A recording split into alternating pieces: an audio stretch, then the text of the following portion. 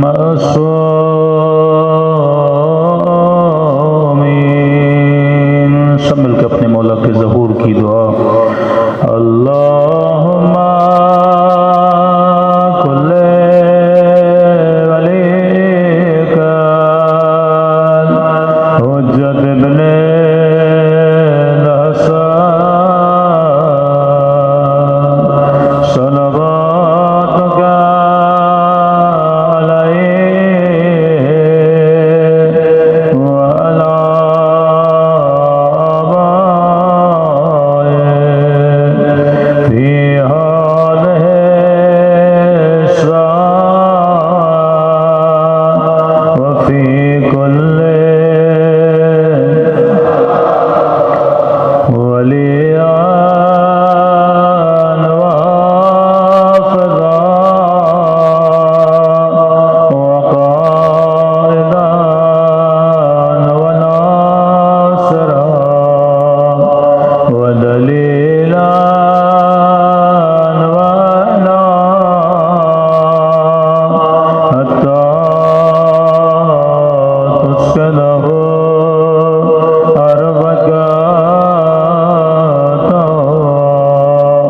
وتمتعه فيها طويلا برحمتك يا أرحم الراحمين۔ صلوات پڑھیں محمد وعلیہ۔ بسم اللہ الرحمن الرحیم۔ رب اشرح لی صدری ویسر لی امری واحلل عقدۃ من لسانی یفقهوا قولی۔ اما بعد فقد قال سبحانہ وتعالی فی محکم کتابہ کل نفس ذائقۃ الموت۔ صلوات پڑھیں محمد وعلی محمد۔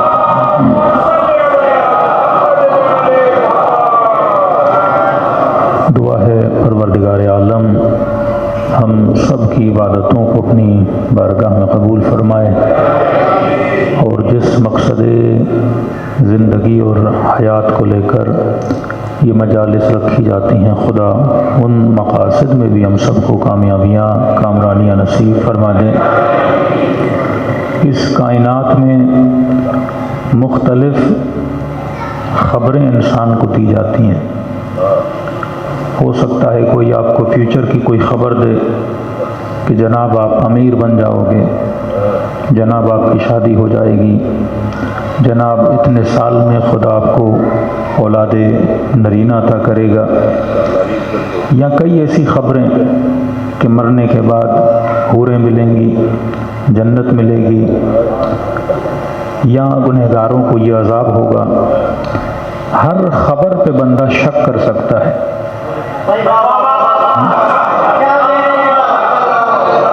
ہر خبر پہ بندہ شک کر سکتا ہے کہ بھائی میں نے تو نہیں دیکھا، کیا پتہ ملے نہ ملے، کیا پتہ ہو نہ ہو۔ تو ہر خبر قابل شک ہے، کیونکہ میں نے اس کو ہوتا ہوا آج تک دیکھا نہیں ہے۔ لیکن یہ خبر جو خدا دے رہا ہے کہ کل نفس ذائقۃ الموت، کہ ہر نفس نے موت کا ذائقہ چکھنا ہے، اس خبر پر کوئی بندہ شک نہیں کر سکتا۔ کیونکہ میں ہمیشہ کہتا ہوں ہر مذہب کے ہر عقیدے پہ آپ شک کر سکتے ہو، کہ سنی کہیں گے ہمارا عقیدہ صحیح، شیعہ کہیں گے ہمارا عقیدہ صحیح، کرسچن کہیں گے ہمارا عقیدہ صحیح، یہودی کہیں گے ہمارا عقیدہ صحیح، لیکن کائنات کا ایک عقیدہ ہے جس پر کوئی بھی انسان شک نہیں کرتا، اور وہ عقیدہ موت کا عقیدہ ہے، کہ کسی بھی بندے کو موت کے آنے پہ، نہ موت کی خبر پہ کوئی شک نہیں۔ آپ کو بچہ بھی بولے گا ایک دن مرنا ہے، بولو گے جی میرے لال۔ آپ کو بزرگ اور بوڑھے بولیں گے کہ آپ نے مرنا ہے، آپ کہیں گے جی میرے لال۔ اور یہ موت ایک واحد ایسی خبر ہے جس کی خدا کلی اعتبار سے بھی خبر دے رہا ہے، کہ جس طرح بولا جاتا ہے بھئی قیامت آئے گی، پھر قیامت کی نشانیاں بتائی جاتی ہیں، امام زمانہ آئیں گے، پھر ظہور کی نشانیاں نشانیاں بتائی جاتی ہیں کہ مثلا سفیانی آئے گا، دجال آئے گا، فلاں انقلاب آئے گا، یہ مسائل ہوں گے، فقر ہوگا، فاقہ ہوگا، فحاشت و عریانی اپنے عروج پہ ہوگی، ظلم و استبداد اپنی بلندیوں پہ ہوگا۔ تو مومن اکثر پوچھتے ہیں کہ مولانا فلاں نشانی بھی ہو گئی، فلاں نشانی بھی ہو گئی، تو اس کا مطلب کیا ہے کہ ہم امام کے ظہور کے بہت قریب ہیں؟ تو کبھی کبھی خبر دی بھی جاتی ہے اور اس خبر کے آنے کی نشانیاں بتائی جاتی ہیں۔ موت ایک ایسی خبر ہے جس کا رونما ہونا ہر بندے کو یقین کامل ہے۔ دوسرا یہ کہ جو موت کے آنے کی نشانیاں ہیں اس کی خبر خدا بتاتا نہیں ہے، وجود بشر پہ بٹھاتا ہے۔ ہر چیز کی خبر دی جاتی ہے۔ ایک تو موت کی خبر دی کہ کل نفس ذائقۃ الموت، ہر نفس نے موت کا ذائقہ چکھنا ہے، اور اس خبر کے آنے کی نشانیاں بھی بتاتا ہے اور اس وجود بشر پر نشانیوں کو بٹھاتا بھی ہے۔ آپ کہیں گے مولانا کیسے بٹھاتا ہے؟ کبھی جناب نے خود کو آئینے میں دیکھا تو بال سفید ہونے لگے۔ یہ بالوں کی سفیدی موت کے آنے کی نشانی ہے۔ کبھی بال جھڑنے لگتے ہیں، کبھی سفید ہونے لگتے ہیں، کبھی خوبصورت کھال پہ جھریاں آنا شروع ہو جاتی ہیں۔ یہ جھریاں موت کے آنے کی نشانی ہے۔ کبھی گھٹنوں میں تکلیف ہو جاتی ہے، کبھی کمر میں تکلیف۔ ایک دن بندہ اتنا تگڑا کہ اکیلا چلے، پھر کبھی چلنے کے لیے محتاج، کبھی کھانے کے لیے محتاج۔ یہ نشانی دی جا رہی ہے کہ جو جسم میں نے تجھے تیرے سہارے کے لیے دیا تھا، اب یہ واحد سہارا بھی تیرا سہارا چھوڑنے والا ہے، یہ جسم بھی تیرا ساتھ چھوڑنے والا ہے۔ اور اللہ بتانا چاہتا ہے کہ جس کی لذتوں کی خاطر تو نے مجھے چھوڑا تھا، جس کی لذتوں کی خاطر تو نے مجھے چھوڑا تھا، اب وہ مشکل ترین وقت میں تجھے چھوڑنے والا ہے۔ یہ میں تجھے نشانیاں دیتا ہوں، لیکن بعض مومنین کو کہتا ہوں ایک طرف اللہ نشانی دیتا ہے کہ جناب بال سفید ہو گئے، موت کے قریب ہو، جناب بال جھڑنے والے ہیں، موت کے قریب ہو، لیکن کہتا ہے نہیں نہیں میں تو ہاسپٹل جا کے نئے بال لگواؤں گا۔ یہ بالوں کو بار بار کلر کر کے لوگوں کو بتاتا ہے میں جوان ہوں، خدا بار بار سفید کر کے بتاتا ہے تو جوان نہیں ہے۔ آنکھوں کا دھوکہ تو بشر کو دے سکتا ہے، لیکن تو حقیقت کو کبھی بدل نہیں سکتا۔ یہ کائنات اللہ کی نشانیوں سے بھری ہوئی ہے، اور فرمایا کل نفس ذائقۃ الموت، یہ نہیں کہا کل روح ذائقۃ الموت، کہا کہ ہر نفس نے موت کا ذائقہ چکھنا ہے، ہر روح نے نہیں، ہر نفس نے۔ کبھی سوچا کہ حقیقت انسان روح ہے، حقیقت انسان بشر ہے، حقیقت انسان نفس ہے؟ ہمیں کبھی بشر کہہ کر بھی پکارا گیا، کبھی نفس کہہ کر بھی پکارا گیا، کبھی روح کہہ کر بھی پکارا گیا۔ جب امام حسین کا خطاب ہوا تو فرمایا ایھۃ النفس المطمئنہ ارجعی الی ربک راضیۃ مرضیہ، اے نفس مطمئن اپنے رب کی طرف پلٹ کے آ جا۔ تو پتا چلا نفس وہ وجود ہے جس کی کیفیتیں الگ الگ ہیں، کبھی نفس مطمئن، کبھی نفس امارہ۔ تو سوال یہ ہے کہ اس وقت جو میں فرش عزا پہ بیٹھا ہوں میری کیفیت کون سی ہے؟ تمنا تو ہر کسی کی ہے کہ قبر میں علی کی زیارت ہو جائے، لیکن یاد رکھنا یہ تمنا اسی کی پوری ہوتی ہے جو نفس مطمئن والا ہو، امارہ والا نہ ہو۔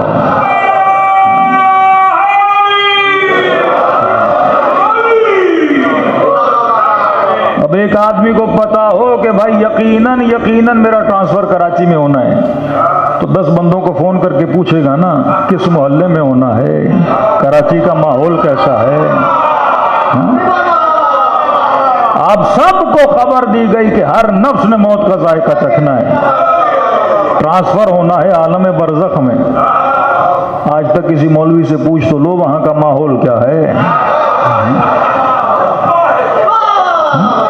ہم ہمارا مسئلہ یہ ہے کہ ہم خود ماحول بنانا شروع کر دیتے ہیں. آج ایک سویلین سے پوچھو پاکستان کا ماحول کیسا ہے، گھبرایا ہوا مولانا ماحول بہت برا ہے. لیکن کسی فوجی سے پوچھو،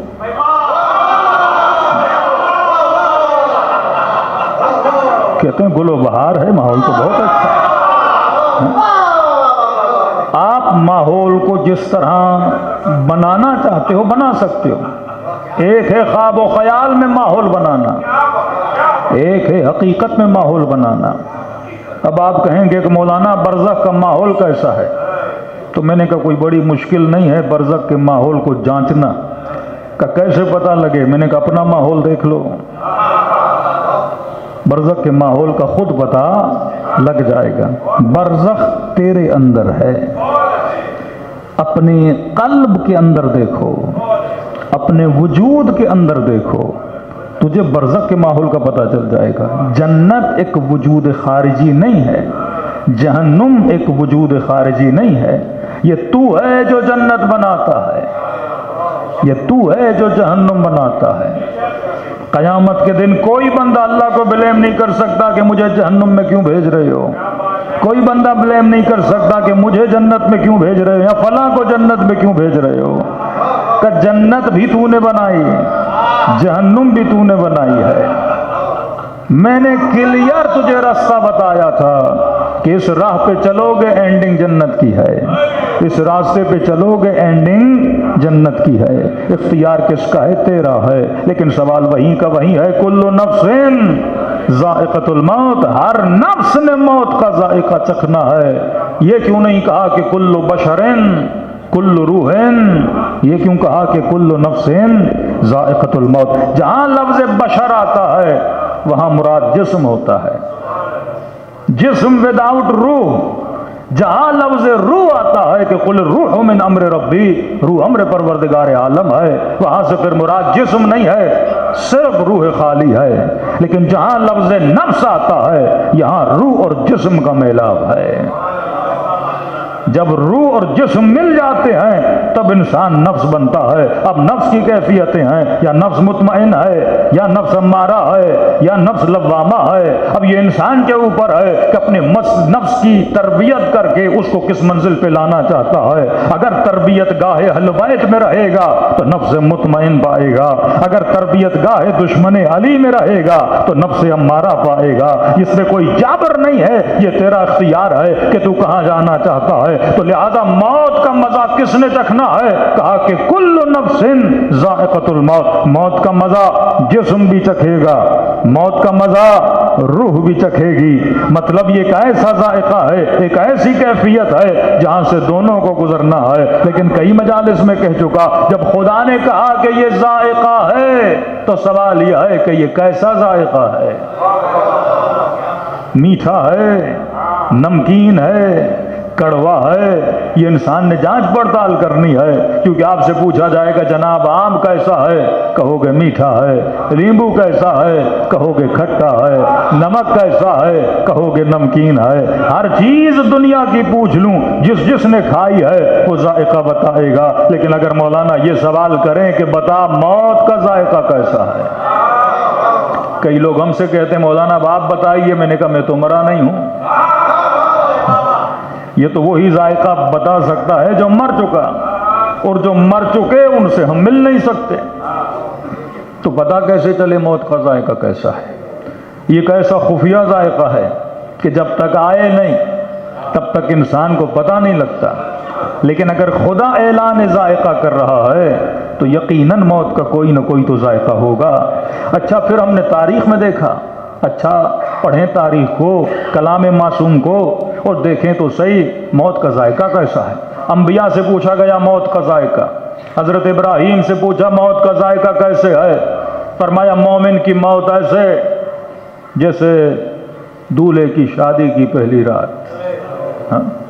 حضرت موسیٰ سے پوچھا موت کا ذائقہ، فرمایا گنہگار کی موت ایسے جیسے زندہ بکرے کے بدن سے کھال کو اتار دیا جائے. پھر رسول خدا سے پوچھا موت کیسے؟ فرمایا ایسے جیسے ریشمی کپڑے کو کانٹوں پہ رکھا جائے اور کھینچا جائے. امیر سے پوچھا مولا موت کیسے؟ فرمایا مومن کے لیے موت ایسے جیسے گلاب کے پھول کو سونگھا جائے۔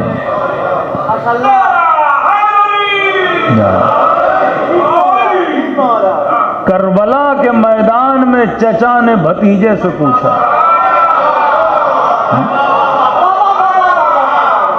کہا قاسم کیف عندک الموت، تیرے لیے موت کیسی ہے؟ فرمایا چچا احلا من العسل، شہد سے زیادہ میٹھی ہے۔ تو اتنا تو پتا چلا کہ ذائقہ ایک نہیں ہے۔ قاسم کے لیے شہد ہے، کسی کے لیے گلاب ہے، کسی کے لیے ریشمی کپڑے کا کھینچنا ہے، کسی کے لیے حیوان کے بدن سے کھال کا اترنا ہے۔ ذائقے الگ الگ ہیں۔ اب سوال یہ ہے کہ میرا ذائقہ کیا ہے، آپ کا ذائقہ کیا ہے؟ تو کہا اگر تو قاسم کی طرح میدان شہادت میں کھڑا ہو جائے تو یہ شہد سے زیادہ میٹھا ہے۔ اگر ابراہیم کی طرح نار نمرود میں خدا کے لیے چلا جائے تو گلاب کے پھول کو سونگھنے جیسا ہے۔ جس کے لیے موت شہد سے زیادہ میٹھی ہے، تم نے اس کی زندگی کو دیکھنا ہے۔ جس کے لیے موت اتنی میٹھی ہو کہ کہے کہ رب کعبہ کی قسم علی آج کامیاب ہوا۔ یہ عجیب جملہ ہے۔ حسنین پیدا ہوئے یہ جملہ نہیں کہا، سیدہ سے شادی ہوئی یہ جملہ نہیں کہا، رسول جیسا سسر ملا یہ جملہ نہیں کہا، خیبر میں علم ملا یہ جملہ نہیں کہا، لیکن جب 19 کی رات ابن ملجم کی ضربت علی کے سر پہ پڑی تو کہا کہ رب کعبہ کی قسم علی کا آج کامیاب ہوا۔ سوال یہ ہے کہ مولا ایک لائن دے رہے ہیں کہ کامیابی کس چیز میں ہے؟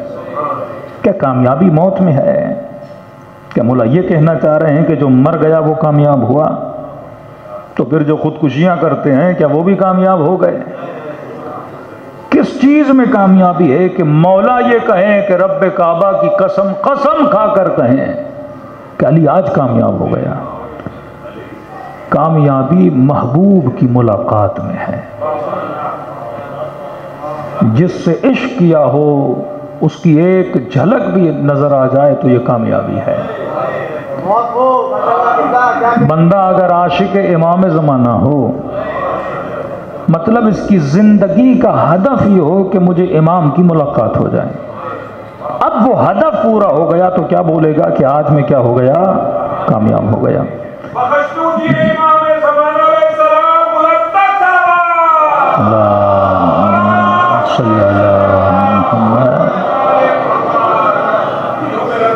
دیکھیے میں نے کئی مجلسوں میں ایک راز زندگی بتایا تھا، وہ راز یہ تھا کہ اصل انسان کب خود کو کامیاب سمجھتا ہے۔ شاید ایک جوان ہو کہے کہ باپ کو بولے کہ آئی فون لے کر دو، اور باپ لے کر دے تو بولے میں آج کامیاب ہو گیا۔ شاید کوئی گاڑی لینا چاہے اور جب اسے گاڑی کی چابی مل جائے تو بولے میں آج کامیاب ہو گیا۔ کسی مولوی کو کسی ممبر کی خواہش ہو، جب اسے ممبر ملے گا بولے گا آج میں کامیاب ہو گیا۔ تو کامیابی میری خواہشوں اور محبتوں کا ملن ہے۔ اب ہو سکتا ہے کسی کے دل میں امریکہ کی محبت ہو، اور بہت لمبے عرصے کے بعد اسے بائیڈن سے ملاقات ہو جائے، وہ شاید بولے میں آج کیا ہو گیا؟ کامیاب ہو گیا۔ جب محبوب سے ملن ہوتا ہے تب اندر سے ایک فیلنگ آتی ہے کہ میں آج کیا ہو گیا؟ کامیاب ہو گیا۔ اب یہ محبوب ہر انسان کا الگ الگ ہے۔ جب بندہ بچپن میں ہے تو محبوب اور ہے، جوانی کا محبوب اور ہے، بڑھاپے کا محبوب اور ہے، اور یہ بھی عجیب محبوب ہے جو بدلتا رہتا ہے۔ محبوب حقیقی تو وہ جو ہمیشہ ایک ہی رہے۔ یہ کیسا محبوب ہے جو آتا ہے اور جاتا ہے؟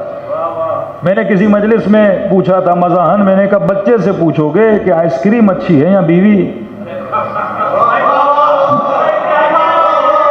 تو بچہ بولے گا کہ آئس کریم، لیکن اگر جوان سے پوچھو بیوی چاہیے یا آئس کریم،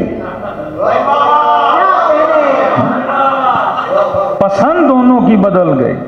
بچپنے میں آئس کریم چاہیے، جوانی میں بیوی چاہیے، بیوی مل گئی تو گاڑی چاہیے، گاڑی مل گئی تو گھر چاہیے، گھر مل گیا تو شہرت چاہیے، پھر نام و نمود چاہیے. یعنی یہ رکنے کا نام نہیں لیتا. یہ عجیب محبتیں ہیں جو اس کے دل میں اتنی کروٹیں لیتی ہیں اور ہر کروٹ میں ایک نئی خواہش کو جنم دیتی ہیں. پھر دیوانہ وار اسی خواہش کے پیچھے لگتا رہتا ہے اور اس کے ملنے کے بعد کہتا ہے کہ آج کامیاب ہو گیا. لیکن معاملہ یہ ہے کہ جب بچپن میں آئس کریم ملی تھی تو بولا تھا میں کامیاب ہو گیا، لیکن جب جوان ہو گیا تو اپنے بچپنے پہ مسکرانے لگا کہ میں ایک بائیسیکل کے لیے روتا تھا، میں ایک کھلونے کے لیے اپنے ابا کو تنگ کرتا تھا، میں ایک چھوٹی چھوٹی چیزوں کے لیے اپنے ماں باپ کا سکون تباہ و برباد کر لیتا تھا. تو جتنی عقل تھی ویسی خواہش تھی، جتنا علم تھا ویسی محبت تھی. اور جیسے جیسے علم بڑھتا ہے خواہش بدلتی ہے، جیسے جیسے معرفت بڑھتی ہے محبت بڑھتی ہے. آج 14 سال کے بچے سے پوچھا جائے کہ بتا تیرے لیے موت کیسی ہے، اس کے ذہن میں موت کا کوئی مفہوم نہیں ہے. لیکن کربلا کے 14 سال کے قاسم سے جب پوچھا جاتا ہے کہ موت کیسی ہے، جواب ملتا ہے شہد سے زیادہ میٹھی ہے. یہ جواب بتاتا ہے کہ حسن کے لال کے وجود میں معرفت کتنی بلند ہے.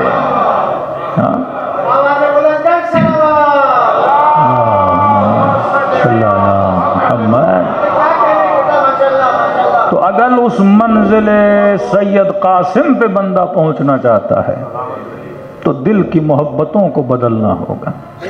اور محبتیں نہ میرے کہنے سے بدلتی ہیں نہ آپ کے چاہنے سے بدلتی ہیں. محبت بدلتی ہے جب شعور آتا ہے. بچپنے میں بے شعور تھا، شعور کی کمی تھی، شاید ایک آئس کریم کے لیے پوری رات روتا رہے. ایک باپ جاننے والے تھے، حج پہ گئے کہ مولانا، بچے نے کہا بابا حج پہ جا رہے ہو مجھے موبائل لے کر دو. اس زمانے میں نئے نئے موبائل آئے تھے، ایک عجیب سا جنون تھا جوانوں میں. میں نے کہا بیٹا حج سے واپس آؤں گا کچھ پیسے ویسے جمع کر کے لے کر دے دوں گا. وہ باپ رو رہا تھا کہ مولانا حج پہ گیا، بیوی کا فون آیا، بچے نے خودکشی کر لی ہے ایک موبائل کی خاطر. یہ محبت ہے جو انسان کی قاتل بن جاتی ہے. یہ محبت ہے جو کسی کو جنت لے جاتی ہے. یہ محبت ہے جو کسی کو جہنم لے جاتی ہے. یہ محبت ہے جو انسان کو عرش پہ لے جاتی ہے. اور یہی محبت ہے جو انسان کو فرش پہ لاتی ہے. یہ محبت ہے جو کسی کو حر بناتی ہے. یہ محبت ہے جو کسی کو شمر بناتی ہے. یہ محبت ہے جو کسی کو حبیب ابن مظاہر بناتی ہے. یہ محبت ہے جو کسی کو ابن سعد بناتی ہے. سوال یہ ہے کہ کس کی محبت نے تجھے کیا بنایا؟ تبھی فرمایا محبتوں کے انتخاب میں عقل کو بیچ میں رکھنا، کیونکہ اگر محبت جذبات کی بنیاد پہ کی گئی، محبت شہوات کی بنیاد پہ کی گئی، محبت نفس کی خواہشوں کی بنیاد پہ کی گئی تو بندے کی آخرت تباہ ہو جاتی ہے. لیکن اگر محبت رضا خدا کے لیے کی گئی تو دنیا بھی اللہ بناتا ہے، آخرت بھی بناتا ہے. تبھی فرمایا کہ دنیا میں ایسے رہو کہ لوگ تجھ سے محبت کریں، اور دنیا سے جب جانے لگو وہ تمہاری یاد میں اپنے آنسو بہاتے رہیں. صلوات پڑھے محمد وعلی محمد.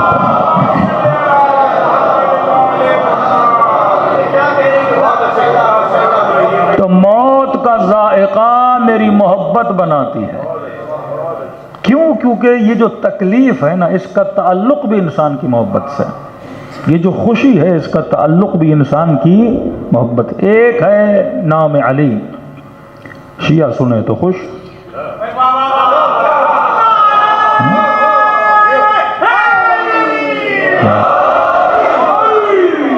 عجیب کمال ہے، ملٹی ڈائمنشن ہے کہ ایک ہی نام ہے علی. شیعہ سنے تو خوش، وہابی سنے تو چہرہ بگڑ جائے. کبھی سوچا کہ یہ تجھے سکون دے رہا ہے اور اس کا سکون تباہ کر رہا ہے. ایک ہی نام ہے یا حسین، شیعہ سنے تو خوش، دل کو ٹھنڈک ملے، وجود کو تسکین ملے. لیکن یہی جلوس اگر غیروں کی گلیوں سے گزرے تو ان کے وجود میں تکلیف. مطلب وہ گانا سننا پسند کرے گا پر کہے گا بچوں کو ماتم نہیں سنانا.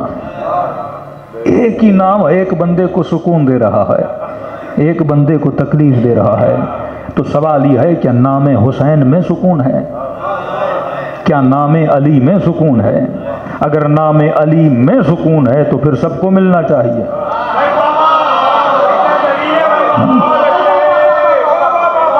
اگر نام حسین میں سکون ہے تو سب کو ملنا چاہیے۔ بھئی سوال ہے شیعہ جب صدام حسین سنتے ہیں تو سکون ملتا ہے کہ نہیں؟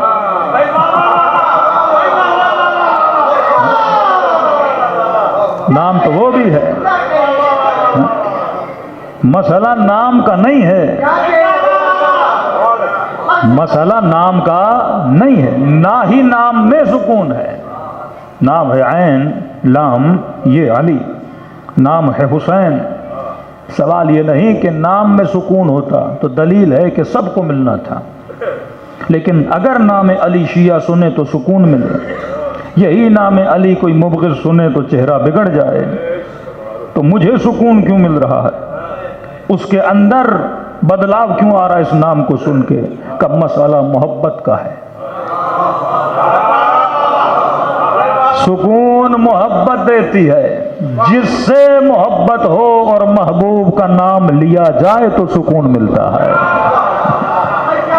وہ لاکھ کہے کہ ہمارے دلوں میں اہل بیت کی محبت ہے، جناب محبت ہے تو تجھے سکون کیوں نہیں ملتا؟ محبت تو سکون پیدا کرتی ہے نا۔ آپ کے سامنے آپ کے محبوب کا نام لیا جائے کس کو سکون نہیں ملے گا؟ تو پتہ چلا سکون کا تعلق محبتوں سے ہے، اور جب محبتیں بچھڑتی ہیں تو بندہ بے سکون ہو جاتا ہے۔ کہ مولا علی بڑا غریب ہوں، امام نے کہا دعا کرتا ہوں احد کے پہاڑ سے بھی زیادہ اللہ تجھے سونا دے گا، مال منال دولت ملے گی، ہاں بس ایک چیز ہے کہ ہماری ولایت ہمیں واپس دو۔ سودا ہے محبت ہماری دو، اور احد کے پہاڑ جتنا سونا لو۔ تو کہنے لگا مولا سودا گھاٹے کا ہے، میں کرنے کے لیے تیار نہیں ہوں۔ تو امام نے کہا کہ احد کے پہاڑ کے سونے کو محبت علی کی خاطر ٹھکرانے کے لیے تیار ہو، اور جب تمہارے پاس اتنی قیمتی چیز ہے تو تجھے یہ کہنے کا حق نہیں ہے کہ تو غریب ہے۔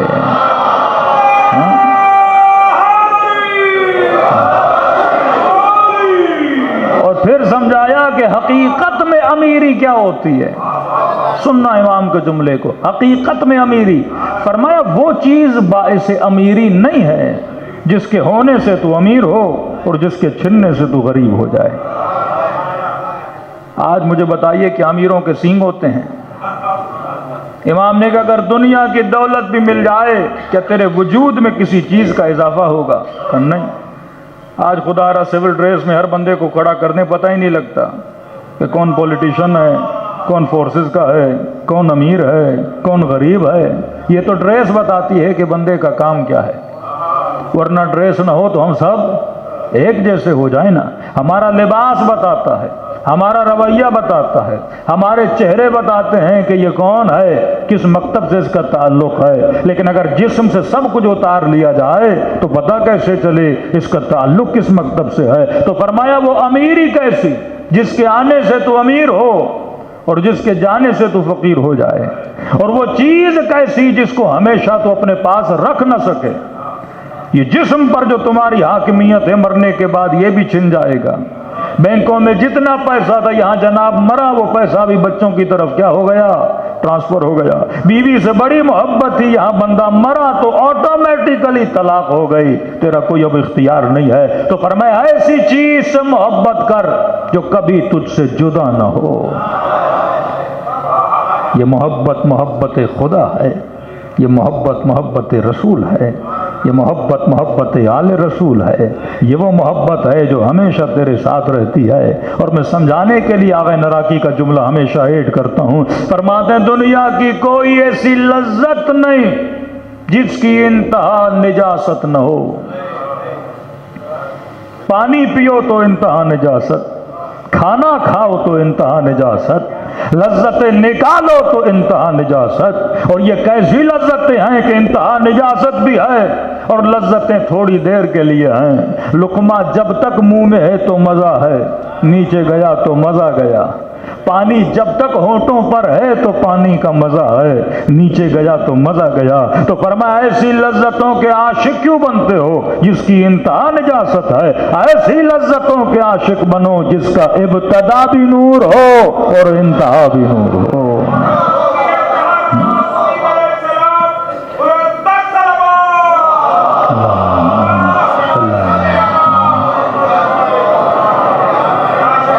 تو فرمایا سکون بھی محبت دیتی ہے، بے سکونی بھی محبت دیتی ہے۔ آپ کا بی پی کبھی ہائی کبھی لو، یہ ہائی لو کون کرتا ہے؟ آپ کرتے ہو؟ کون آپ کے بلڈ پریشر کو ہائی کرتا ہے؟ کون بی پی کو لو کرتا ہے؟ کون تیرے چہروں پہ مسکراہٹ لاتا ہے؟ کون تیرے وجود میں غصہ پیدا کرتا ہے؟ یہ سارا قصور محبت کا ہے۔ بندہ سکون سے بیٹھا، اچانک فون آ گیا کہ جناب بیٹے کا ایکسیڈنٹ ہو گیا، بی پی شوٹ کر گیا۔ جناب سکون سے ٹھاٹھے مارتا ہوا ہنس رہا تھا، فون آ گیا گھر میں ڈکیتی پڑ گئی اور جتنا رکھا تھا سارا چور لے کر چلے گئے۔ جناب کو غصہ آ گیا۔ تو یہ غصہ تجھے کون دلا رہا ہے؟ مال۔ یہ بے سکون کون کر رہا ہے؟ اولاد۔ بندہ پریشان تھا، مولانا دعا کریے اولاد نرینہ نہیں، بے سکون ہے نا، کل اللہ نے دے دیا، خوش ہو گیا۔ یہ خوش تجھے کون کر رہا ہے؟ تیری اولاد۔ ناراض تجھے کون کر رہا ہے؟ تیری اولاد۔ یہ خوشیاں کون دے رہا ہے؟ یعنی جس سے محبت کرتا ہوں وہ مجھے خوشی بھی دیتا ہے، وہ مجھے غم بھی دیتا ہے۔ جب ملتا ہے تو خوشی ملتی ہے، جب بچھڑتا ہے تو غم ہوتا ہے۔ اب یہ بچھڑنا اولاد کا ہو، یہ بچھڑنا مال کا ہو، یہ بچھڑنا گاڑی کا ہو۔ کسی نے کہا مولانا ہمارے گاؤں اپنے گلی کے بچے بڑے شریر ہیں۔ میں نے کہا کیا؟ کہ جو بھی نئی گاڑی آتی ہے چابی لے کے اسکریچ لگا دیتے ہیں۔ کہ اسکریچ تو گاڑی پہ ہوتا ہے پر محسوس ایسے ہوتا ہے کوئی میرے وجود کو اسکریچ لگا رہا ہے۔ یہ محبت ہے کہ اسکریچ لوہے پہ آ رہا ہے پر تکلیف دل کو ہو رہی ہے، کیونکہ وجود خارجی کی محبت تو نے دل میں رکھی ہے۔ اہل بیت فرماتے ہیں پوری دنیا سے لگن رکھنا لیکن باہر تک، اسے دل کے خانے میں کبھی آنے نہ دینا، کیونکہ اگر یہ تیرے دل کے خانے میں آیا پھر پوری دنیا تجھے بلیک میل کرے گی۔ اسی محبت کی وجہ سے کہ آج ملک کا سیاسی ماحول آپ کی نگاہوں کے سامنے ہے۔ وفاداریاں بدلی جاتی ہیں کس بنیاد پر؟ محبت کی بنیاد پر۔ آپ کو بچے سے محبت ہے کہیں گے بیٹے کو مار لیں گے، آپ کو مال سے محبت ہے کہیں گے اکاؤنٹ فریز کر دیں گے، آپ کو جان سے محبت ہے کہیں گے گولی لگا لیں گے۔ لیکن حسین نے سارے فلسفوں کو کربلا میں دفن کر دیا۔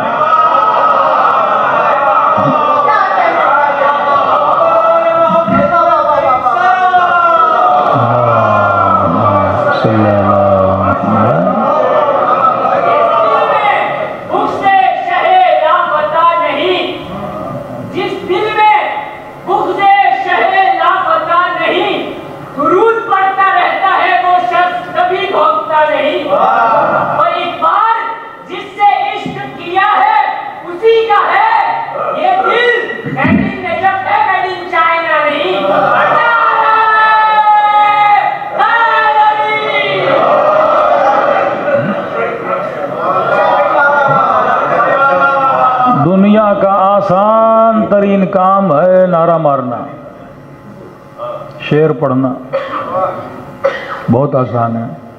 اب یہی میڈ ان نجف اور میڈ ان کربلا والے کو فون آ جائے،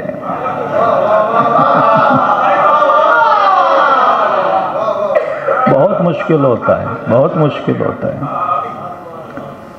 ہماری محبتوں کو دیکھا جاتا ہے، تبھی فرمایا جس نے خلوص سے 2 رکعت پڑھی اللہ جنت واجب کر دیتا ہے۔ Quality of work, quantity of work نہیں۔ شیطان کی کوانٹٹی بہت زیادہ تھی، بات جب کوالٹی کی آئی تو شیطان بن گیا۔ جھکایا جاتا ہے، ڈرایا جاتا ہے، آخر میں مارا جاتا ہے۔ لیکن کربلا کا فلسفہ حزب اللہ فلسفہ، شیعہ قوم کا فلسفہ حسینی فلسفہ، اور جس فلسفے کی وجہ سے خدا نے آج بھی اس قوم کو عزت دی ہے کہ آج دنیا کا ہر مسلمان ظلم اور استبداد کے پاؤں میں گرا ہوا ہے، لیکن ایک ہی علی کے چاہنے والے ہیں، اور وہی حکمران جو علی ابن ابی طالب کو مانتے ہیں وہ دنیا کے کسی ظالم کے سامنے جھکے نہیں۔ اور یہ فلسفہ کب بنتا ہے؟ یہ فلسفہ تب بنتا ہے جب وہ یہ محسوس کریں کہ آپ کسی چیز سے نہیں ڈرتے ہو۔ ان زعمتم انکم اولیاء اللہ وتمنوا الموت ان کنتم صادقین۔ شہید کا درجہ کیوں بلند ہے؟ ایک شہادت ہے جو ایکسیڈنٹلی آ جاتی ہے، لیکن ایک شہادت ہے جو اختیاری، جو بدر والوں کو ملی، جو احد والوں کو ملی، جو کربلا والوں کو ملی، جو حزب اللہ کے ماننے والوں کو ملی۔ وہ شہادت جو اختیاری شہادت ہوتی ہے، جو فلسطین کے مسلمانوں کو مل رہی ہے، اس کا درجہ کیوں بلند؟ اور شہید کب بنتا ہے؟ فرمایا ان زعمتم، اگر تجھے یہ گمان ہے، زعم ہے کہ تم اللہ کے ولی ہو، تو کہا کہ آسان سا مشورہ ہے، فتمنوا الموت ان کنتم صادقین، تو تمنا کرو موت کی۔ میرے عزیز، تمنا تب تک نہیں آتی جب تک محبت نہ ہو۔ بچپن کی مثال دی، بچہ آئس کریم کی تمنا کرتا ہے، نیا نیا نوجوان بڑے بڑے موبائلوں کی تمنا کرتا ہے، خواتین زیور اور حسن کی تمنائیں کرتی ہیں، بندہ مال و شہرت کی تمنا کرتا ہے۔ اللہ کہتا ہے اگر ولی ہو تو موت کی تمنا کرو، اور علی نے کہا موت ہی کامیابی ہے۔ تمنا وہی کرے گا جو اس جہاں سے اتنی محبت نہ کرے جتنی اس جہاں سے کرے۔ موت تو جوان کو بھی آ سکتی ہے، بوڑھے کو بھی آ سکتی ہے، سوال یہ ہے کہ اس جہاں پر اتنا ایمان ہو جہاں کے لیے انسان اپنا یہ جہاں کیا کر دے، قربان کر دے۔ شہید حججی، اب ظاہر ہے ان کی مختلف لوگ شہید ہوتے ہیں، لیکن ان کی شہادت کی ویڈیوز نہیں بنتی، بہت مشکل ہوتا ہے۔ پارا چنار کے شہداء جب شہید ہوئے اور ان کی مختلف قسم کے ہتھیاروں سے باڈی کے قطع کیے گئے، تو بہت مشکل ہوتا ہے ماؤں کے لیے منظر دیکھنا، بہنوں کے لیے منظر دیکھنا۔ حججی ان شہداء میں سے تھا جس کا گلا کاٹا گیا اور ویڈیو بنائی گئی، تو اس کی ماں لمبے عرصے تک ایک ٹراما کے اندر تھی۔ ماں ہے، ماں کا دل بچوں کے لیے اور ان کی محبت کے لیے دھڑکتا ہے۔ وہ صرف اتنا بولتی رہی، کہتے تھے آپ کا بیٹا شہید ہو گیا ہے، درجہ شہادت ملا ہے۔ قوم کے اندر کوئی بھی شہید ہوتا ہے، وہ دفاع وطن ہو، دفاع حرم ہو، دفاع گھر ہو، وہ بھی شہید ہے۔ اپنے ناموس کے دفاع کے لیے چلا جائے، وطن کے دفاع کے لیے چلا جائے، سب کو شہید بولا جاتا ہے۔ تو کہا کہ مجھے بس اتنا ہے کہ جب میرے بیٹے کا گلا کٹ رہا تھا تو میرے بیٹے کو تکلیف ہوئی ہوگی، میں اس تکلیف کی وجہ سے غم زدہ، اور بس کوئی وسیلہ نکل آئے کہ میں اپنے بیٹے سے پوچھوں کہ میرے لال تکلیف کتنی ہوئی تھی۔ تو کہتے کئی ہفتوں تک یہ بے چین رہی، ایک دن سو کے اٹھی تو اس کے چہرے پہ اطمینان تھا۔ کہا کہ حججی کی والدہ آپ کے چہرے پہ آج اتنا اطمینان ہے، ڈیلی اٹھ کے بچے کے لیے روتی، کہا آج خواب میں نے اپنے لال کو دیکھا ہے، اور میں نے کچھ نہیں کہا، میرے بیٹے نے مجھے بولا کہ ہم آپ اتنے دنوں سے پریشان ہو کہ مجھے بہت تکلیف ہوئی ہوگی۔ کہا بس میں اتنا بتا دوں، جب گلا کٹ رہا تھا تو نظروں کے سامنے آقا حسین کھڑے ہوئے تھے۔ گویا دوسرے لفظوں میں یہ بتانا چاہا کہ ماں، جب مصر کی کافرہ عورتوں نے حسن یوسف کو دیکھا تھا، انہیں انگلیوں کے کٹنے کا پتہ نہ چلا تھا، میں تو اس حسن کو دیکھ رہا تھا جو فرزند زہرا کے لال کا حسن تھا، جسے خالق یوسف نے اپنے ہاتھوں سے بنایا ہوا تھا۔ کہ واللہ مجھے پتہ بھی نہیں چلا کہ میرے گلے پہ چھری کیسے چلی۔ کئی ایسے لمحات ہمارے لیے بڑے غمزدہ ہوتے ہیں، اسپیشلی فلسطین کے جو حالات ہیں۔ کبھی کبھی تو یہ بچوں کے اوپر جو گھر بلڈنگز گرتی ہیں تو واللہ یہ محسوس ہوتا ہے کہ یہ ہمارے وجود کے اوپر سب کچھ گر رہا ہے۔ لیکن کہاں گئے انسانیت کے نعرے مارنے والے، ہیومن رائٹس کے نعرے مارنے والے، اسلام اور قرآن کی باتیں کرنے والے؟ یہ وہ امتحان الہی ہے۔ یہاں پہ اصل میں مجاہد راہ حق کا پتہ چلتا ہے کہ زندگی کس کی محبت میں اس نے گزاری ہے۔ یہاں پہ حکمرانوں کے دین اور غیرت کا پتہ چلتا ہے کہ واقعاً غیرت اللہ زیادہ ہے، محبت خدا زیادہ ہے، محبت اسلام زیادہ ہے، یا اپنے مقام اور اپنی کرسی کی محبت زیادہ ہے۔ مدینے میں امام حسین کی نماز بھی بچی ہوئی تھی، روزہ بھی بچا ہوا تھا، بہنوں کی چادریں بھی بچی ہوئی تھی، سکینہ کا بچپنا بھی بچا ہوا تھا۔ لیکن خرج تو الاصلاح امت جدی، فرمایا حسین یہ کیسے برداشت کرے؟ کوئی شرابی رسول کے منبر پہ بیٹھ گیا۔ انڈیویجولی اگر کوئی شراب پیتا تو امام حسین کا ایکشن اتنا شدید نہ ہوتا، لیکن حاکم جب بے دین بن جاتا ہے، کیونکہ عوام رعیت اپنے حاکموں کے دین پہ ہوتی ہے۔ آج پاکستان کے حکمران اگر کرپٹ ہیں تو آپ کو ایک ریڑھی والا بھی کرپٹ ملے گا، اور کرپشن اس کے لیے کوئی بڑی بات نہیں ہوگی، ہیرا پھیری اس کے لیے بڑی بات نہیں ہوگی۔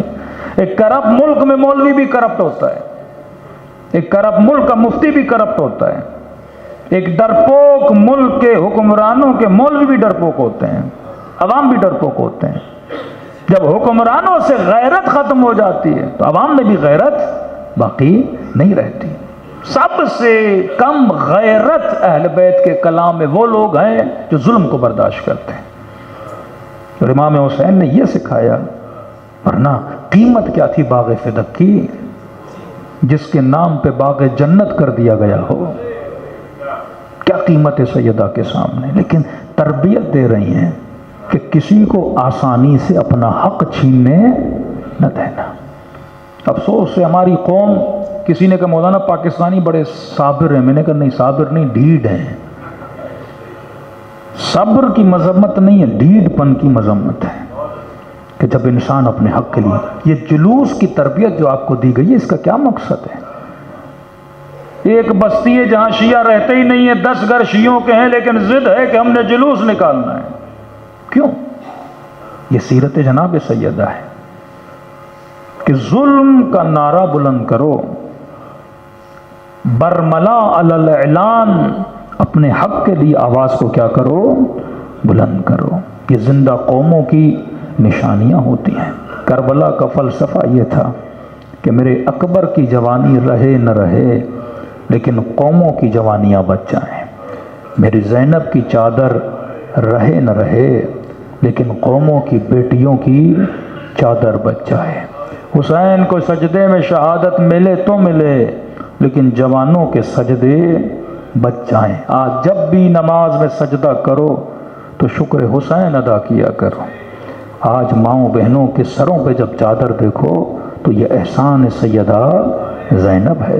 یہ ڈیلی زیارت عاشورہ پڑھنا کوئی بڑا احسان نہیں ہے امام حسین پر، جتنا احسان امام حسین نے ہمارے اوپر کیا، ہماری نسلوں کے اوپر کیا، زندگی بھر بھی انسان زیارت امام حسین پڑھے کم ہے۔ اور واللہ کسی قوم میں اتنے لیکچر نہیں ہوتے جتنی شیعہ قوم میں ہوتے ہیں۔ ہاں، اہل سنت کے یہاں بہت زور لگا لیں عید میلاد النبی، رمضان کے مہینوں کی چند لیکچرز اور جمعے کے لیکچر، یہ برکت حسین ہے۔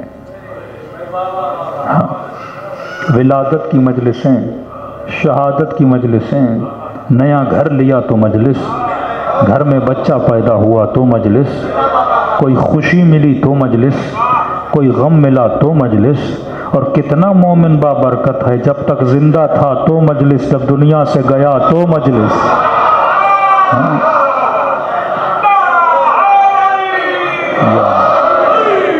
تو جس قوم میں اتنی مجلسیں ہوں اس قوم کے بچوں کی تربیت بھی تمام نسلوں سے آگے ہونی چاہیے۔ حسین کے گھر کا بچہ اٹھا کر دیکھ لیں اور بنو امیہ کے گھر کے بچے اٹھا کے دیکھ لو، حسین کے گھر سے اکبر ملے گا، حسین کے گھر سے عباس ملے گا، حسین کے گھر سے زینب جیسی بیوی ملیں گی، اور وہاں چلے جاؤ تو یزید جیسے بچے ملیں گے، شمر جیسے بچے ملیں گے۔ یہ اہل بیت نے وتیرہ بنایا کہ یہ وہ قوم ہے جس میں خمینی پیدا ہوتے ہیں، یہ وہ قوم ہے جس میں حسینی پیدا ہوتے ہیں، یہ وہ قوم ہے جس میں حسن نصر اللہ جیسے بہادر لیڈر پیدا ہوتے ہیں، ہاں یہ وہ قوم ہے جس کے اندر شہید صدر جیسے لوگ پیدا ہوتے ہیں۔ اور واقعاً کسی قوم کے پاس اتنی بلند شخصیتیں نہیں ہیں، کیونکہ ان قوموں کے پاس حسین جیسا لیڈر نہیں ہے، علی جیسا بہادر نہیں ہے، زینب جیسی باعفت خاتون نہیں ہے، اور سیدہ فاطمہ جیسی مدافع ولایت کوئی نہیں ہے۔ صلوات پڑھے محمد و آل محمد۔ وَأَجِّلْ فَرْجَهُمْ۔ 2 دن کی زندگی، امیر المومنین فرماتے ہیں جوان سے پوچھو زندگی کیسے گزری، کہے گا خواب کی طرح، بوڑھے سے پوچھو زندگی کیسے گزری، کہے گا خواب کی طرح۔ فرمائیے خواب ہے، اس خواب کے لیے اپنی ابدیت کو تباہ و برباد نہ کیا کرو، خدا را رضائے خدا کے لیے، محبت خدا کے لیے زندگی گزارا کریں۔ فرمایا ہر بندہ گھر جائے اپنے دل کے اندر دیکھے، واقعاً اتنی محبت ہے امام حسین کی کہ جب میں زیارت عاشورہ پڑھتا ہوں فرماتا ہوں بے ابی انتم و امی، مولا میرے ماں باپ تجھ پہ فدا ہو جائیں۔ خدا کی قسم نارمل حالات میں یہ جملے ادا کرنا بہت آسان ہوتا ہے، لیکن واقعاً بندہ تیار ہو جائے اپنا سب کچھ راہ حق میں قربان کرنے کے لیے، اس کے لیے جذبے کی ضرورت ہوتی ہے۔ انی سلم لمن سالمکم وحرب لمن حاربکم، یہ جملے کہنا کتنا آسان ہے، مولا ہر اس بندے سے دوستی رکھوں گا جس کے دل میں آپ کی محبت ہے، ہر اس بندے سے میری جنگ ہے جو آپ کے اصولوں کا مخالف ہے، جو اللہ کے قوانین کا مخالف ہے۔ لیکن آج دوستیاں اپنے منافعوں کی خاطر ہوتی ہیں۔ آج مومن سے بات نہیں کرتا، اس نے مجھے نقصان دیا، ارے تجھے دیا، حسین کو تو نہیں دیا نا۔ مولانا جہاں میں آ گئی وہاں محبت حسین نہیں ہے، تیری میں حسین ہونا چاہیے، تیری میں خدا ہونا چاہیے۔ عاشق حسین ہے تو تجھ پر ہے کہ تو اس سے محبت کر، عاشق سیدہ ہے تو تجھ پر ہے تو اس سے محبت کر، کیونکہ محبتوں کا معیار میری ذات نہیں، محبتوں کا معیار حسین کی ذات ہے۔ قبر و قیامت میں یقیناً اہل بیت اپنے حقیقی چاہنے والوں کی مدد کے لیے آتے ہیں، لیکن فرمائے جتنی ہم تم سے محبت کرتے ہیں اتنی محبت ہم سے بھی کیا کرو۔ فرمایا جو خلوص دل سے مجھ حسین کو یاد کرتا ہے، سلام دیتا ہے، خدا اسے ثواب زیارت حسین عطا کرتا ہے۔ ایک جوان تھا ایران میں طالب علم، کہتا میں نے خواب میں 2 شخصیتوں کو دیکھا، ایک مولا کا ذاکر تھا مشہور، اور ایک مولانا تھے جو حوضے میں پڑھاتے تھے، مطلب ممبری نہیں تھے، مجلسی نہیں تھے، کئی لوگ ہوتے ہیں عالم ہوتے ہیں بٹ مجلس سے نہیں پڑھتے۔ کہتا میں نے دیکھا امام حسین اور حضرت عباس موجود ہیں، قاضی عباس کے ہاتھ میں ایک ڈائری ہے، امام اس سے نام کچھ لکھوا رہے ہیں، کچھ لکھے ہوئے ناموں کو مٹا رہے ہیں۔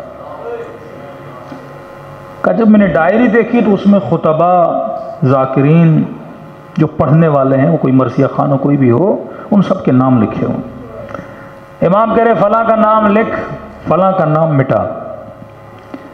کہتا ان میں سے ایک نام کا امام نے اضافہ کیا، ایک نام کو امام نے کاٹ دیا، اور جس نام کو کاٹا وہ ایک مشہور ذاکر تھا، ذاکری کرتا تھا، اور ایک نام کو ڈالا اور وہ نام اس مولوی صاحب کا تھا جو کبھی مجلس پڑھتے ہی نہیں تھے. کہ لکھ یہ آج کے بعد ہمارا خطیب بنا، یہ آج کے بعد ہمارا ذاکر نہیں ہے. کہتا نیند سے اٹھا، سب سے پہلے اس ذاکر کے پاس گیا، روزہ خان مصائب خان جو ہوتا ہے. میں نے کہا کہ کئی دنوں سے واقعاً آپ مجھے نظر نہیں آ رہے، کسی مجلس میں کسی اشتہار میں آپ کا نام میں نہیں دیکھ رہا.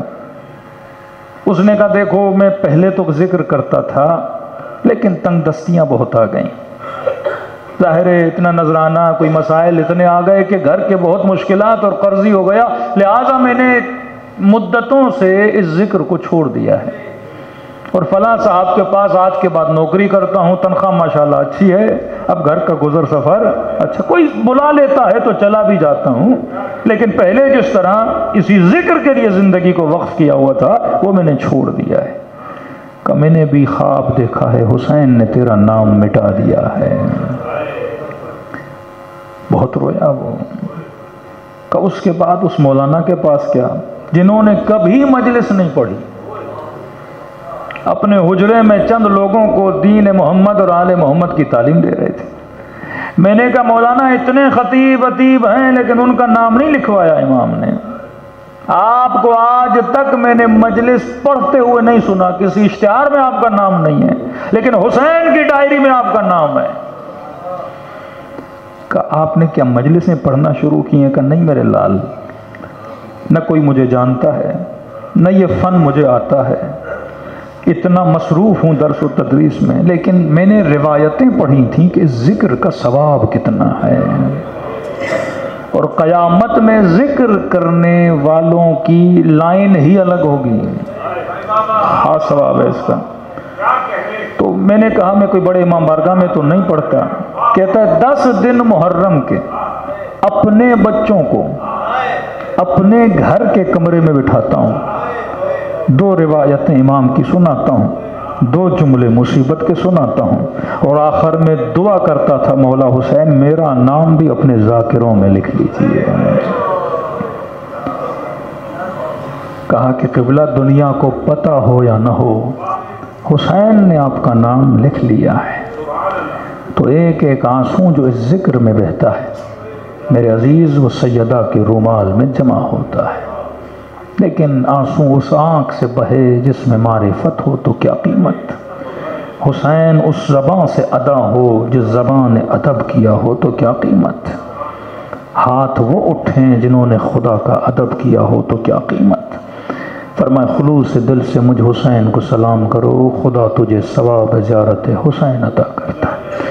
دلوں کو کربلا لے جائیں اور دعا کریں کہ خدا اس سلام کا ثواب مرحوم تک پہنچائے، مرحوم کا سفر برزخ آسان فرمائے، مرحوم کو شفاعت امام حسین نصیب فرمائے.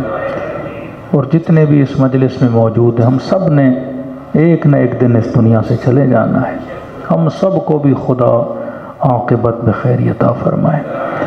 پوچھنے والے نے پوچھا کہ مولا حسین کیا سلام کروں گا ثواب ایسے ہی مل جائے گا؟ فرمایا ایک نشانی ہے، جب مجھ حسین کو سلام کرو اگر نہ چاہتے ہوئے تیری آنکھوں سے آنسو آ جائیں تو فرمایا یہ مت سمجھنا یہ تیرے آنسو ہیں، حسین نے تجھے تیرے سلام کا جواب بھیجا ہے. خلوص دل سے دلوں کو کربلا لے جائیں.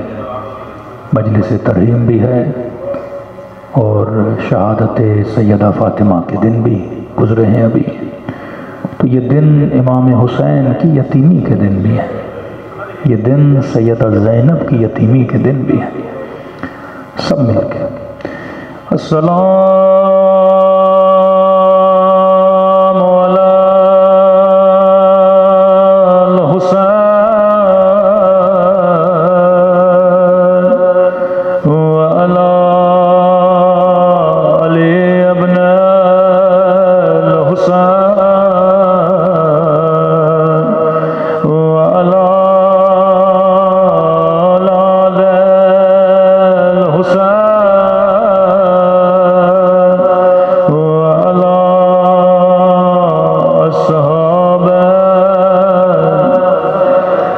سب مل کے السلام علی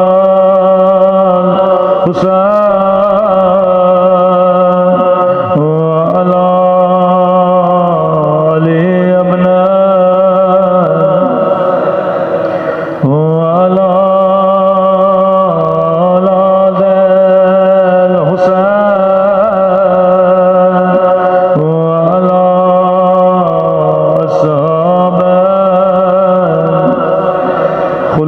دل سے السلام علی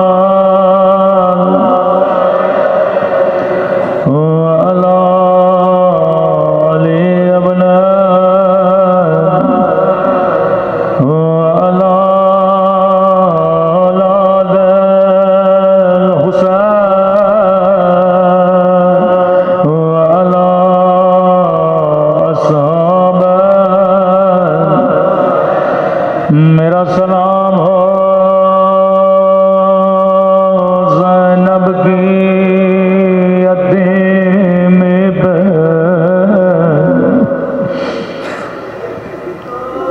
میرا سلام ہو حسن مولا کی یتیم پہ میں ہمیشہ دعا کرتا ہوں خدا بچپن میں کسی بچے کو یتیم نہ بنائے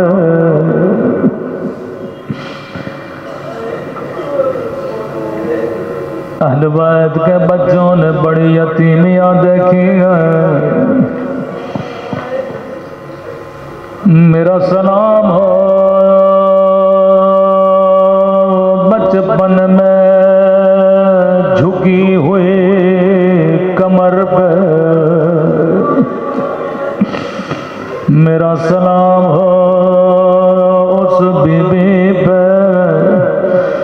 جو بچپن میں زندہ کی دیواروں کا سہارا لے کے چلتی رو کے کہنے لگی میرے غریب الوطن بابا بابا میں نے سنا تھا دادی کے بال جوانی میں سفید ہوئے تھے لیکن تیری سکینہ کے بال بچپن میں سفید ہوئے بابا میں نے سنا تھا دادی کی کمر جوانی میں جھک گئی تھی لیکن بابا تیری سکینہ بچپن میں زندہ کی دیواروں کا سہارا لے کے چلتی میں ہمیشہ قسم کھا کے یہ جملے بیان کرتا ہوں مجھے خدا کی قسم ہے اگر مدینے میں آگ نہ لگتی کبھی کربلا میں خیموں کو آگ نہ لگتی اگر مدینے میں پسلیاں نہ توڑی جاتی کبھی کربلا میں حسین کے بدن پہ گھوڑے نہ دوڑائے جاتے ظالم کہنے لگا ابن سعد جب میں حسین کے بدن پہ گھوڑے دوڑا رہا تھا میں نے اپنے کانوں سے پسلیاں ٹوٹنے کی آواز سنی تھی مجھے خدا کی قسم اگر مدینے میں آگ نہ لگتی کبھی زینب کے خیموں کو کربلا میں نہ جلایا جاتا اگر مدینے میں پسلیاں نہ توڑی جاتی کبھی میرے مولا کی پسلیاں نہ ٹوٹتی اگر مدینے میں علی کے ہاتھوں میں رسیاں نہ باندھے جاتے، کبھی کوفہ کی بازار میں زینب کے ہاتھوں میں رسیاں نہ ہوتی، مجھے خدا کی قسم اگر مدینے کی دربار میں نبی کی بیٹی کو بلایا نہ جاتا، کبھی شام کے دربار میں شرابی کے سامنے نبی کی نوازیاں نہ لائے جاتی۔ میرا سلام حسین مولا کی مظلومیت پر۔ بچوں کے لیے بڑا مشکل ہوتا ہے والدین کے جنازوں کو دیکھنا، خدا کسی بچے کو یہ دن نہ دکھائے۔ غسل دیا، کفن دیا، سیدہ کا جنازہ گھر کے صحن میں رکھو، فرمایا فضا بچوں کو کہو آخری بار اماں کے چہرے کی زیارت کر لے، آج کے بعد اماں کا دیکھنا نصیب نہیں ہوگا۔ فضا فرماتی ہیں بی بی زینب آگے بڑھی، ماں کے ہاتھوں کا بوسہ لینے لگی، ام کلثوم آگے بڑھی، اماں کے ماتھے کا بوسہ لینے لگی، حسن آگے بڑھے، ماں کے قدموں کو چومنے لگے، لیکن فضا فرماتی ہیں ایک چھوٹا سا بچہ سر کو گھٹنوں میں ڈال ہوا ہے، قمیص کو دانتوں میں دیا ہوا ہے، زاروں قطار رو رہا ہے۔ فضا نے کہا حسین میرے مولا کیا اماں سے آخری بار نہیں ملو گے؟ رو کے کہنے لگے اماں فضا جب تک اماں نہیں بلاتی میں نہیں جاؤں گا۔ روایت کے جملے بڑے سخت ہیں، اتنا کہنا تھا ایک مرتبہ بندے کفن کھلے، ٹوٹا ہوا بازو باہر آیا، رو کے کہا آجا میرے حسین، آجا کربلا والے حسین، آجا میرے تین دن کے پیاسے حسین۔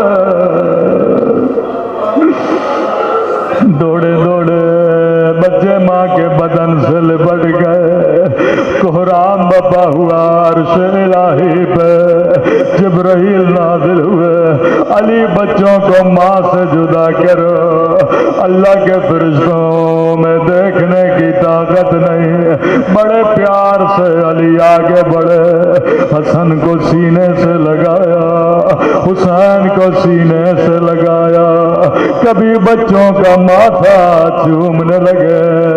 میں کہوں گا مولا حسین ہائے آپ کی یتیمی، بڑے پیار سے علی نے اٹھایا، لیکن مولا کربلا کربلا ایک 4 سالہ بچی ہے جس نے خود کو بابا کے بدن میں گرایا، کوئی ایسا آگے نہیں بڑھا جو بچی کے ماتھے کا بوسہ لیتا، جو بچی کو اپنے سینے سے لگاتا۔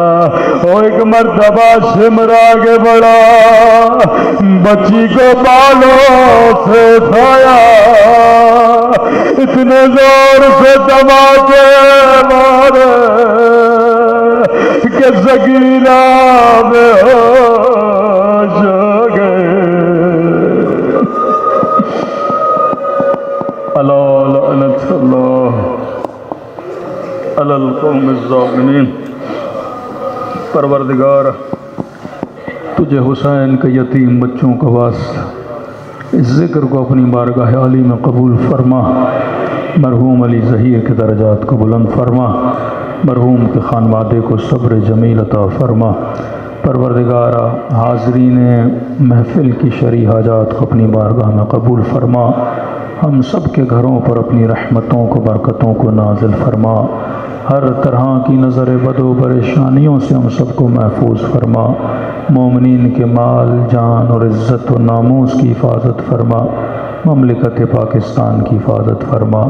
خدایا اس مملکت کو عادل حکمرانوں سے نواز، پوری کائنات میں جہاں جہاں ظلم اور ظالم رہتے ہیں انہیں نیست و نابود فرما، فلسطین کے مسلمانوں کی مدد فرما، اور اس ظلم کو ختم کرنے کے لیے فرزند زہرا منجی عالم بشریت امام زمانہ کا ظہور فرما، ہم سب کو امام کے آوان اور انصار میں شریک فرما۔ ربنا تقبل منا انک انت السمیع البصیر۔